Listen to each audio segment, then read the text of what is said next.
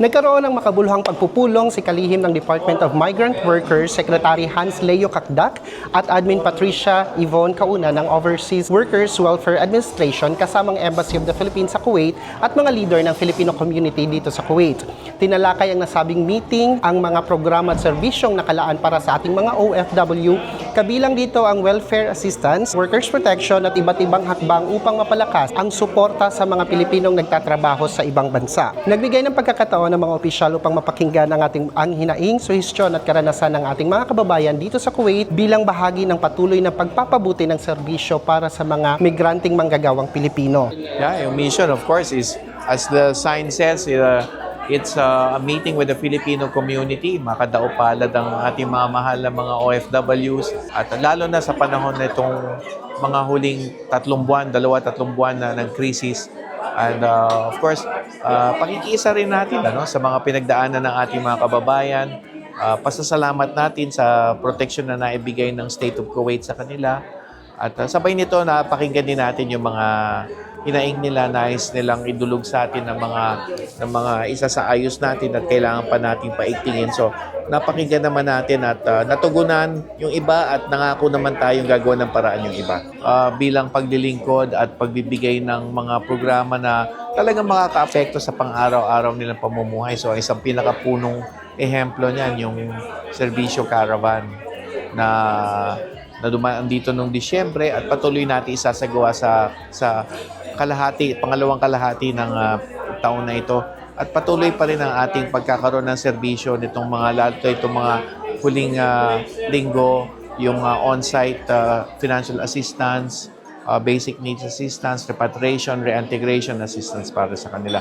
Pati nga yung kwento ko kanina, pati yung mga nagbakasyon sa Europa na na-stranded nung pumutok ang sigalot ng Feb 28, natulungan naman din sila in terms of sustento at ano pa mang serbisyo. So, pakikisa, pagpapahiwatig muli ng mga programa at serbisyo, pagmamalasakit, pagkalinga sa mga OFW na kailangan ng tulong, and then of course, patuloy na dialogo. Dahil tayo mga Pilipino, likas sa atin ang magtalakayan, magpag-ugnayan, makipag-usap hanggang sa humantong sa pagkakaisa. Nagpunta kami dito sa Kuwait. Siguro una, kamustahin yung ating mga kababayan nung sa kalagitnaan naging gulo dito sa region, no? Nung middle ng March, alam niyo naman, nagpunta ako ng Riyadh to oversee the operations. Alam niyo, nang pagpunta ko doon, yun ang unang beses na nagtawid tayo ng mga OFWs mula Kuwait papuntang Riyadh. No? Almost 13 hours sila nag-travel. Sinakay natin sila sa charter plane noon. And ngayon, almost 2,800 na nauwi natin from Kuwait. So yung pagpunta namin ni Sec Hans dito is not just to oversee our repatriation operations na tuloy-tuloy pa rin, pero kamustahin yung PhilCom. Kamustahin kayo. Ngayon na nagkaroon kami ng tsansa, narinig namin natutuwa ako na ang mga tanong na ngayon is kailan darating yung Servisyo Caravan ulit, kailan magkaka-OWA Cup, ano yung mga programa ng OWA, which means somehow from dati na paano kami makakauwi, alam mo na may gulo ngayon, balik tayo doon sa mga programa kung saan makakatulong tayo sa pag-prepare ng ating mga OFW sa pagbalik nila ng Pilipinas. Alam nyo, ang takeaway ko rito is sinabihan ko agad si Well-Off, lumabas kami, sabi ko, siguro dapat magkaroon tayo nung ginagawa namin ngayon sa NCR, yung Kabuhayan Wednesdays, gawin natin dito sa Kuwait yung Kabuhayan Fridays. Every week, meron tayong i-feature na programa ng gobyerno. Walang kasabay na iba, kunwari, ngayong Biyernes, DTISB Corp, para lahat ng tanong tungkol doon. Pagsama-sama kasi kami minsan na hindi mo matanong lahat ng pwedeng itanong eh. So we will do it kasi we are really serious about yung maging aware yung ating mga kababayan sa iba't ibang mga programa. Programa hindi ayuda ng pamahalaan. Programa na makakatulong sa inyo. And ako, masaya ako, nakabalik ako ng Kuwait last December. Nandito ako.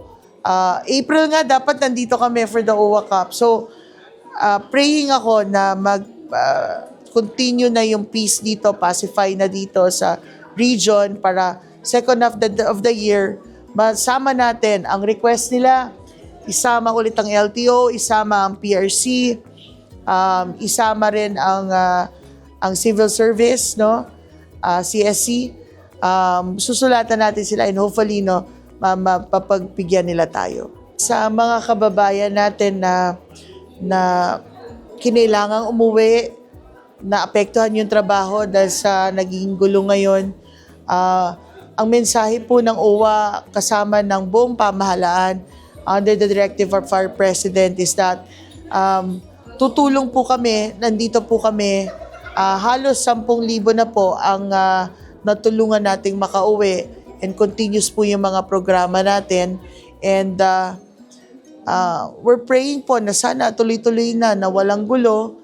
And if may kailangan po kayo sa amin, ito na, mag-plug na ako. Call 1348, ang OWA hotline, or you can email us at owacares@owa.gov.ph or tulong@owa.gov.ph or imensahin nyo lang po ako kahit sa Facebook account ko na PY Kaunan para po matulungan ko po kayo at matulungan kayo na OWA. Maraming salamat.